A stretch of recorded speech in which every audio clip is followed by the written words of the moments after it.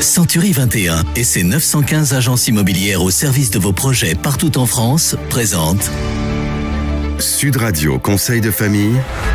C'est l'heure de retrouver Conseil de famille avec Stéphane Moller. Bonsoir. Bonsoir Philippe. Vous êtes associé Stéphane au sein du cabinet VIA et ce soir nous sommes interpellés par Bertrand qui nous demande s'il est possible de déshériter son épouse.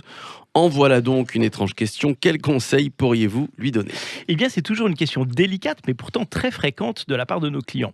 Il y a en effet plusieurs situations patrimoniales pour lesquelles cette question peut se poser. Évidemment, le cas où je dispose de biens propres dont je souhaite que mes enfants héritent. 2. Le cas d'une famille recomposée pour laquelle il n'est pas souhaitable que la nouvelle épouse ou le nouveau mari hérite des biens du défunt. 3. Le cas où mon conjoint est incapable, c'est-à-dire sous tutelle ou sous curatelle. D'ailleurs, dans une prochaine chronique, nous pourrions traiter d'un tel sujet sensible qui vise à répondre à la question « Comment déshériter mes enfants ?» Oui, nous en avons déjà parlé. Les droits d'héritage du conjoint survivant ont beaucoup évolué.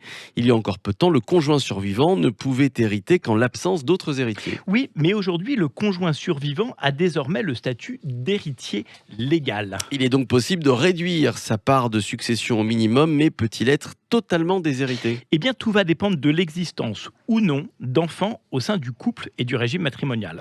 En cas de mariage sans enfant, le conjoint survivant ne peut pas être complètement déshérité, mais sa part peut être fortement réduite par testament. Alors que dans le cas où le couple a eu des enfants, le conjoint survivant peut effectivement être totalement déshérité par son conjoint, par anticipation ou par testament. Alors commençons par le premier cas. Eh bien, dans le cas où le couple n'a pas d'enfant, le conjoint survivant est héritier réservataire, c'est-à-dire qu'il hérite d'au moins un quart de la succession qui ne peut être attribuée à personne d'autre. Même par testament ? Et oui, même par testament. Le conjoint survivant peut aussi hériter de la totalité des biens du défunt si, par exemple, les parents du défunt sont décédés. Le conjoint peut donc réduire la part du conjoint survivant au minimum légal, soit un quart de la succession. Mais Stéphane, que se passe-t-il si le couple a eu des enfants ? Eh bien, le conjoint survivant perd alors son statut d'héritier légal et n'est plus réservataire. Il peut donc être totalement déshérité par testament. Oui, néanmoins, le conjoint survivant récupère toujours avant la succession la part de ses biens définis par le régime matrimonial. Oui, la moitié des biens acquis pendant le mariage en cas de communauté réduite aux acquis. Oui, uniquement ses biens propres en cas de séparation de biens.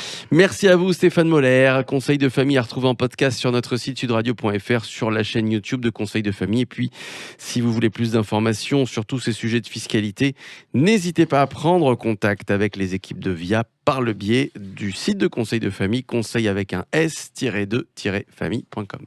C'était Sud Radio Conseil de famille. avec Century 21 et ses 915 agences immobilières au service de vos projets partout en France.